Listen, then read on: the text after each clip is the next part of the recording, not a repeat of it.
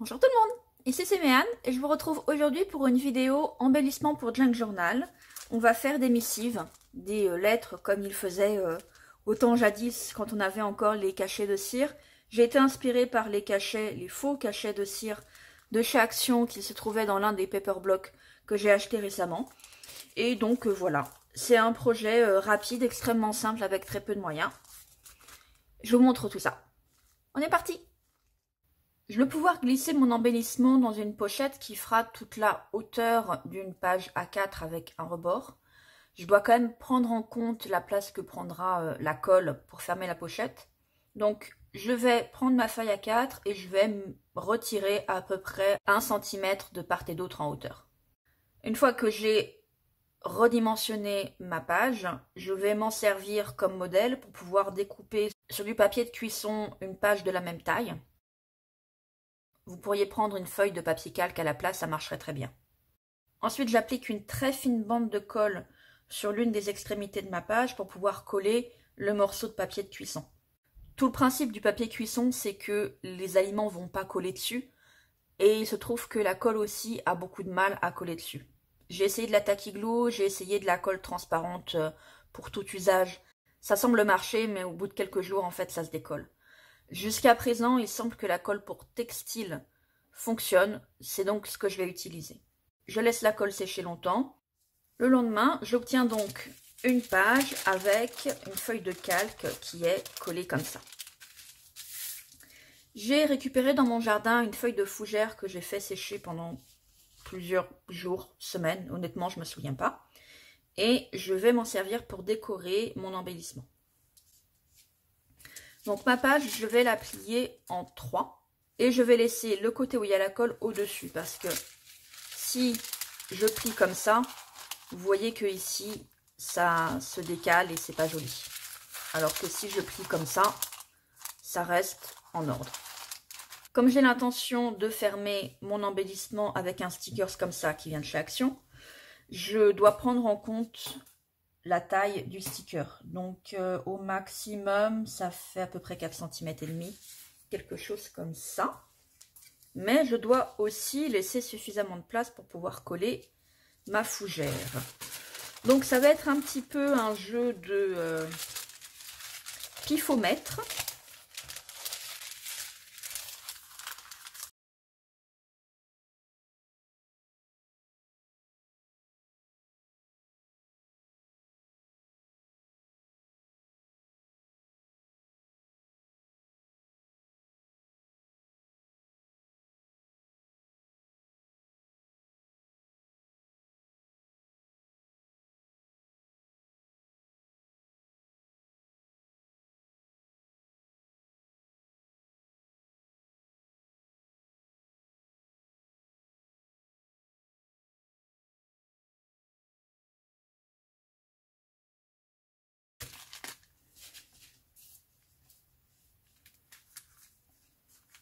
On est bon aussi, on a même de la marge.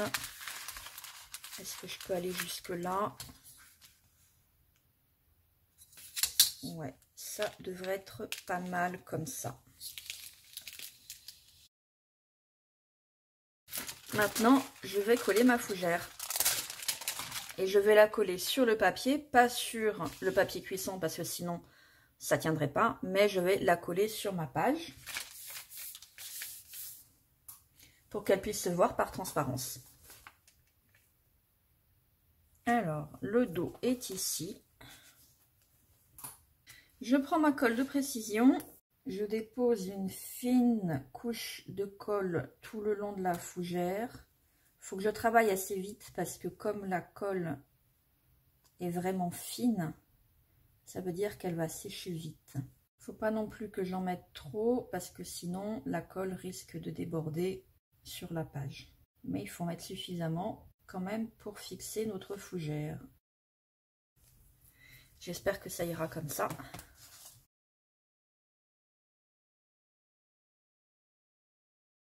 Et maintenant, je vais mettre quelque chose de lourd par-dessus.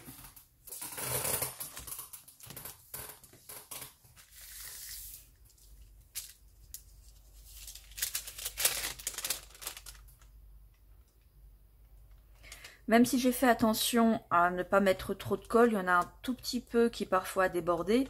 Mais l'avantage d'avoir une fois encore le papier de cuisson, c'est que ça colle pas. En soulevant très délicatement la feuille de papier cuisson, j'ai pu décoller les très légers points de la colle qui avait collé. Et voilà le résultat. Il faudra quand même faire attention, hein, ça reste fragile, mais vous voyez que ma fougère, elle est quand même bien collée. Elle a quasiment pas de feuilles qui bougent, donc je suis contente. Je vais rajouter un tout petit morceau de washi tape. Je le trouve trop épais.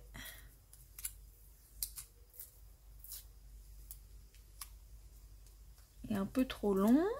On va y arriver. Comme ça, c'est mieux.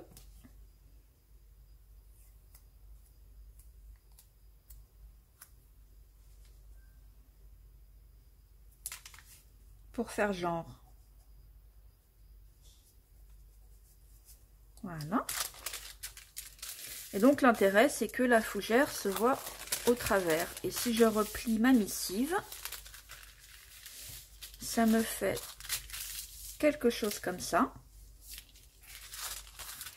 Et maintenant, je vais pouvoir mettre mon petit stickers.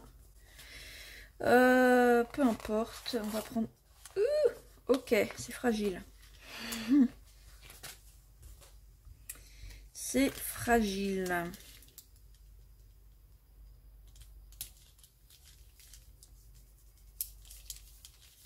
Je n'ai pas voulu me contenter de faire une seule missive, bien sûr. Je me suis donc préparé 9 autres feuilles, je crois. Le problème, c'est que je n'avais que 2 autres fougères comme ceci.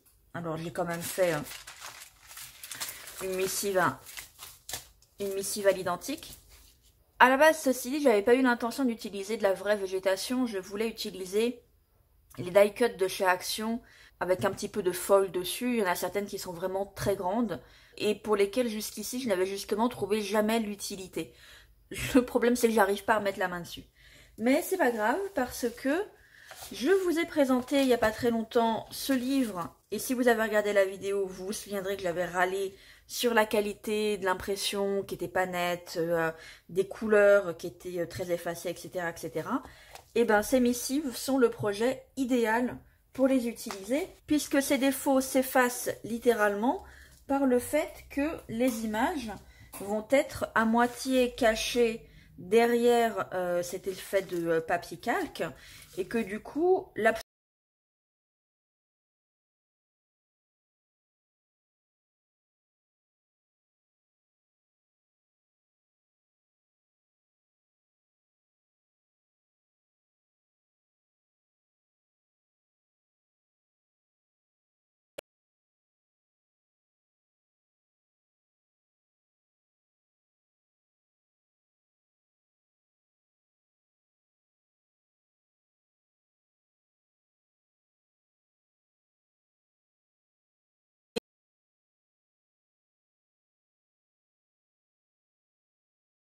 je sais pas si c'est moi qui m'en sers mal ou si c'est la couleur ou quoi.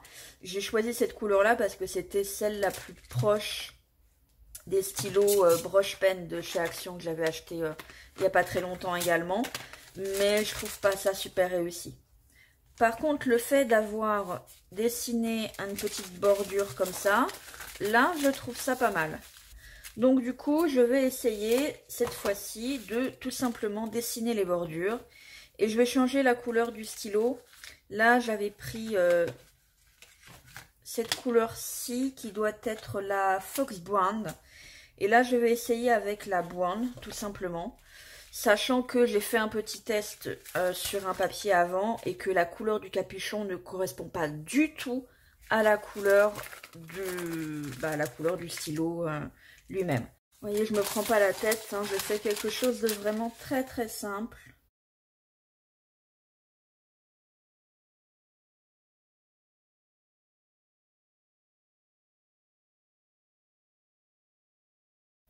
Ah, mais la couleur change en séchant.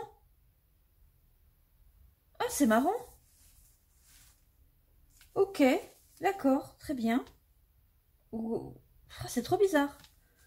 Ou est-ce que ça réagit avec les endroits où il y a du café sur la page et les endroits où il n'y en a pas?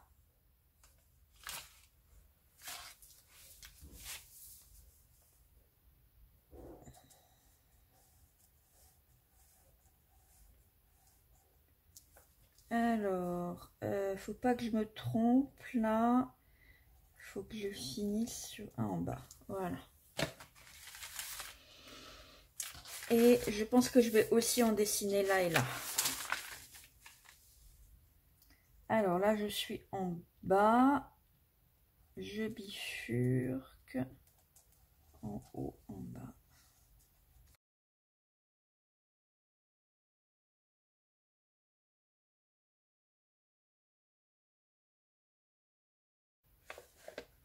J'ai bien l'impression que c'est ça. La couleur change en fonction de l'endroit où j'ai tracé sur la page, ce qui veut dire que ça réagit à l'acidité du café. Fun. Hein? Bon, alors qu'est-ce que ça me donne? Ça me donne une bordure comme ça, une bordure comme ça me plaît nettement plus. Donc je pense que je vais faire la même chose sur toutes les autres. Mais avant ça, on n'oublie pas de sceller notre missive.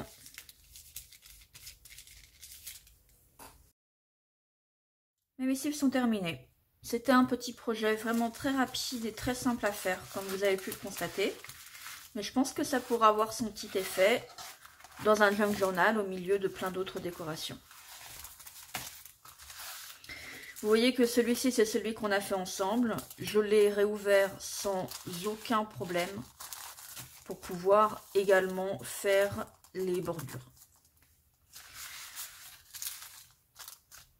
À noter, comme vous le voyez ici, que de temps en temps, j'ai fait passer la bordure derrière. C'est-à-dire que j'ai tout simplement interrompu le tracé pour reprendre derrière. Mon conseil,